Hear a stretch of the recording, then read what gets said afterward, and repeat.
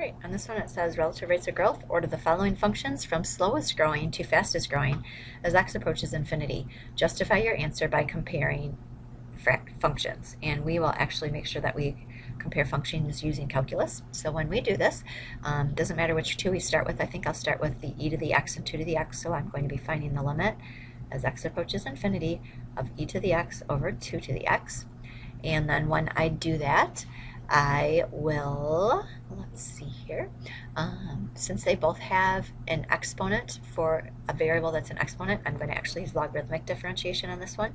So I'm going to say that y is equal to that limit. And then we'll take the natural log of both sides. So now I'll have the natural log of y is equal to the limit as x approaches infinity of the natural log of e to the x over 2 to the x. So now I can split this. So I'll have the natural log of y is equal to the limit as x approaches infinity of natural log of e to the x minus natural log of 2 to the x, and then I'm allowed to bump my powers out front.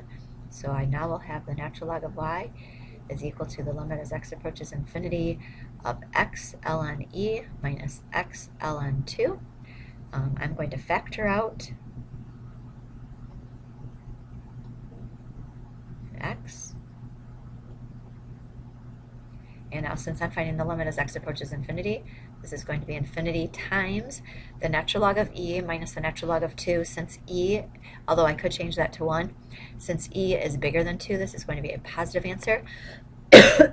So infinity times a positive answer will be infinity.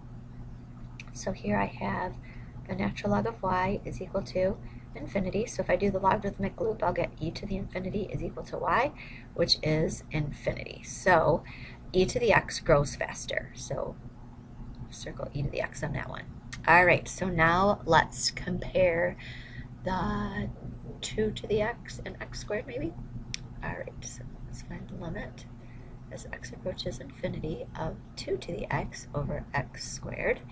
And when I do that, we will not use logarithmic differentiation because we don't have variable exponents on both of those. So if I try to plug in an infinity, I'll end up getting 2 to the infinity over infinity squared, which is infinity over infinity. So I am allowed to use L'Hopital's rule. So if I use L'Hopital's rule, I'll find the limit as x approaches infinity. The derivative of 2 to the x is 2 to the x times the natural log of 2. The derivative of the denominator is 2x. So if I try to plug in infinity, I still get an infinity over infinity. So I get to use L'Hopital's rule once again. So I'll find the limit as x approaches infinity. We'll have the derivative of 2 to the x is 2 to the x times ln 2 times another ln 2. And then the derivative of the bottom is 2. So when I go to do this problem, I will get infinity as my limit. And since I found infinity as my limit, 2 to the x is growing faster. So I basically have just found my order. The smallest one, does it say slowest to fastest? So I'm just going to put slowest to fastest. We will have the slowest was x squared. And then we have 2 to the x. And then we have e to the x. So that's what that one would look like.